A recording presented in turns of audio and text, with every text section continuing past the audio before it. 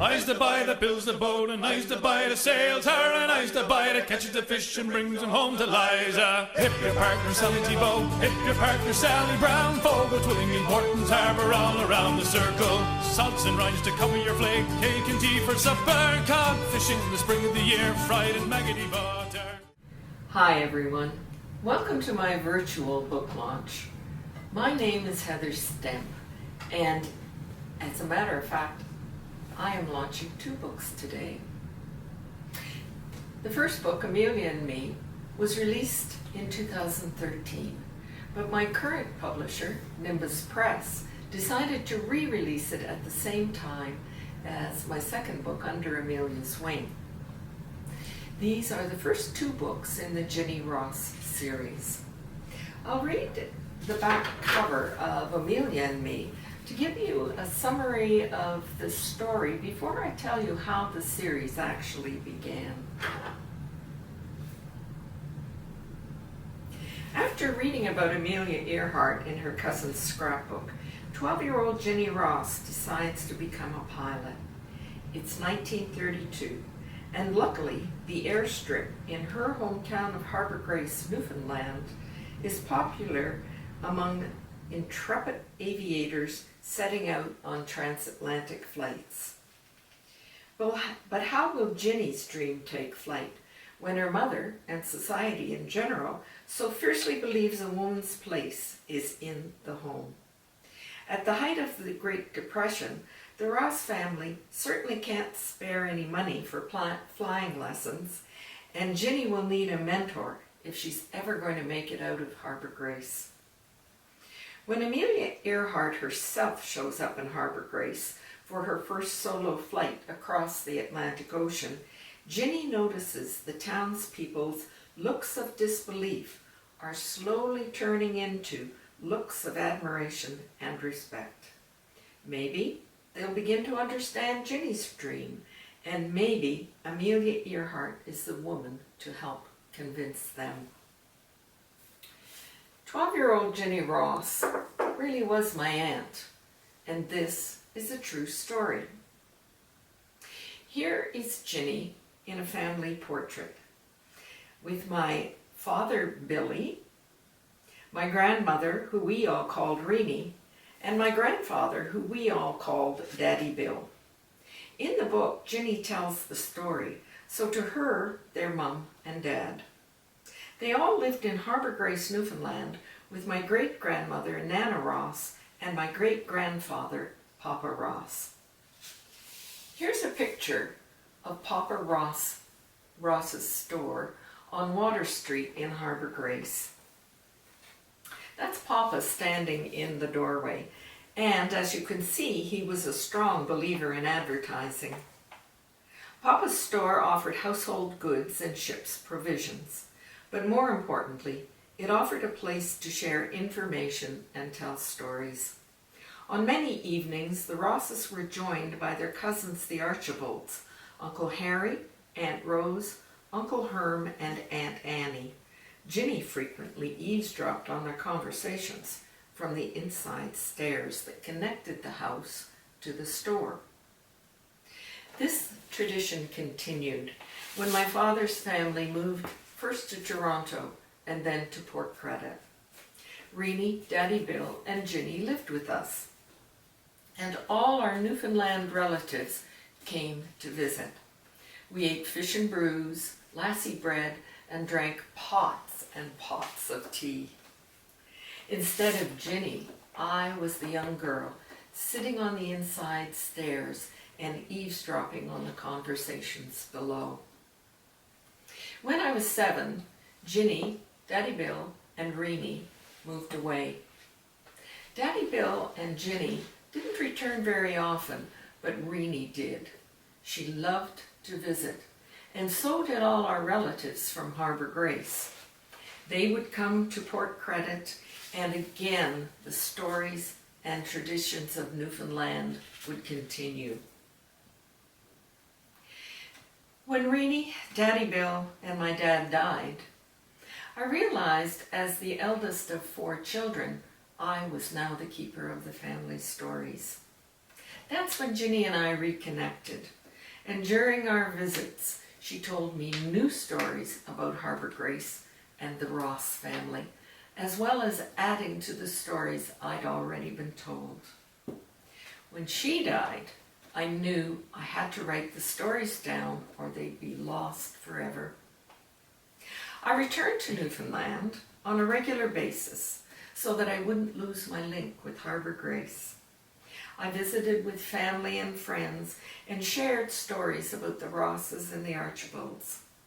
I was all set to begin my family history when something completely unexpected happened.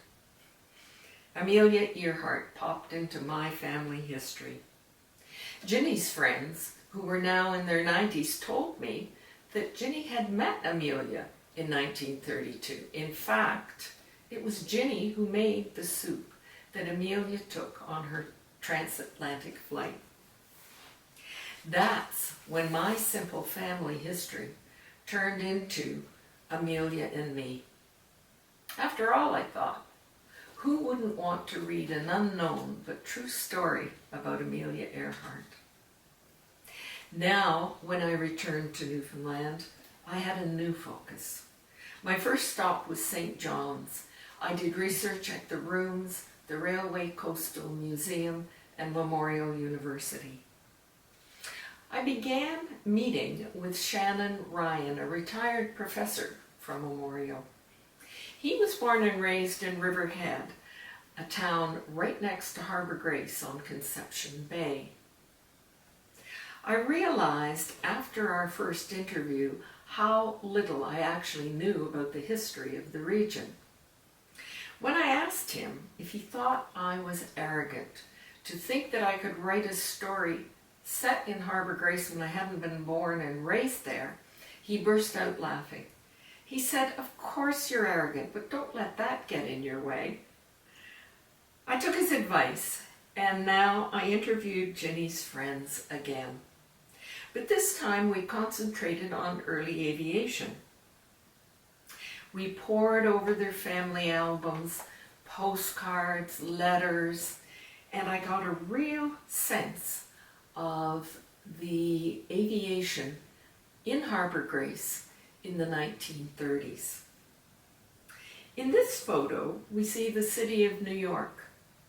This was a particularly popular flight, and a lot of people I interviewed mentioned it. I think it was because Henry Mears, the owner of the plane, had his dog Tailwind with him. Tailwind got lost in Harbour Grace at about the same time as they were preparing for the flight. Henry wanted the dog back desperately, so he put out a reward of $100, and it was 100 American dollars because Henry had flown in from the United States. The whole town searched for Tailwind, and eventually he was found. But that's why I think this particular story stands out in everyone's minds. When we looked at early aviation, I found out something important about my own family. Uncle Harry was more than Uncle Harry. He was the Harbour Grace airstrip supervisor. Here he is in a photograph at the airstrip in the 30s. He's standing in the center, wearing his, I guess you'd say, working clothes. He always worked in coveralls with a cap on his head. Then I found out Aunt Rose was more than Aunt Rose. She was the owner of the Archibald Hotel, where most of the pilots, mechanics, reporters, and photographers stayed before each transatlantic flight. With the addition of Amelia's story, my simple family history became Amelia and Me, the first book in the Ginny Ross series. The second book in the series, Under Amelia's Wing, is set in a different location, but throughout the book there are flashbacks to Newfoundland and stories of how Ginny actually got from Harbour Grace to West Lafayette, Indiana, where Purdue University is located. I'd like to read you the back cover from Under Amelia's Wing to give you a preview of the second book. It's 1936, and against all odds, but not without a few stumbles, Ginny Ross has made it to Purdue University in West Lafayette, Indiana, otherwise known as the academic home of her friend and mentor, Amelia Earhart. For Ginny, this is the next step toward her dream of becoming a pilot. But it's harder than she expected. As the only girl in her mechanical engineering program, she constantly has to prove that she deserves to be there. Ginny is determined not to let the jeers of her classmates and the opinions of some backwards-thinking professors hold her back. But she's a world away from her home in Harbour Grace, Newfoundland.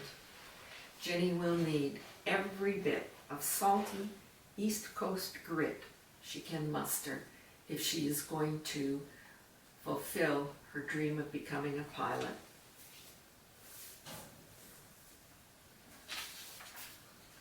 Like Amelia and me, Under Amelia's Wing contains black and white historical photographs. I found these photographs at Purdue University in the Amelia Earhart collection. I'm going to show a couple of them to you this morning so you get the flavor of the second book. In the first photo, we see Amelia Earhart and the president of the university, Edward C. Elliott, looking at a model of an Electra, Lockheed Electra to be exact, a Lockheed Electra 10E. This is the plane that the university commissioned and paid for and then loaned to Amelia for her around-the-world flight. The university was attractive to Amelia because it had its own airport. In fact, it had the airport in 1930 and was at that time the only university with its own airport. She and the president, Edward Elliott, shared the belief that women should be involved in higher education and non-traditional roles. And it was their shared belief that made Amelia's time at Purdue so productive.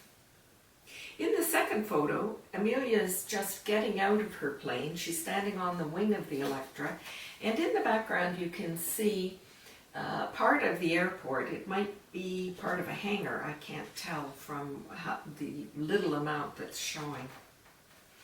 The third picture has Amelia in the cockpit of the Electra. It's fairly small, but you may be able to see that there is a second seat to her left. Sometimes her navigator, Fred Noonan, would climb over the gas tanks between them and sit in the cockpit with her. But because it was such a hard job to get over the fuel tanks that had been welded into the body of the plane, and that was necessary because of the length of her flights, they tended to communicate using a kind of, I guess you'd call it a clothesline setup. They'd use clothes pegs to pin notes onto a rope, and then they had a pulley system by which they could send the notes back and forth. The fourth picture shows Amelia between two gentlemen. The one on her right is Beau McNeely. He's the mechanic who prepared the plane for her round-the-world flight. On the other side is Cap Aretz. Cap is short for captain. He was a pilot himself and the manager of the Purdue University airport. He figures prominently in both the second book, Under Amelia's Wing, and the third book that I'm currently working on. In the fifth photo, Fred Noonan has his back to the camera, Amelia's to his right, and they are examining the fuel drums at one of the stops where they were staying to rest and refuel. It was a long, hard process to do the refueling because all of the gasoline needed to be strained through chamois in case there was any kind of contamination. If you've enjoyed hearing stories about Amelia Earhart or reading stories about Amelia Earhart as much as I've enjoyed writing these two books, I think you'll enjoy them.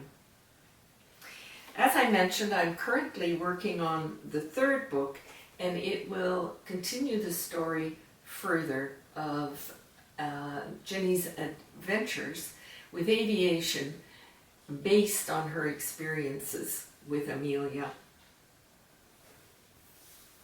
The books are available at Chapters Indigo, Amazon.ca for Canadian readers, Amazon.com for readers in the United States, Nimbus Press in Halifax, Nova Scotia, and in community bookstores. Like Ginny and me, thank you for being the listener on the Inside Stairs this afternoon. Here's hoping when I launch book 3, it will be in person.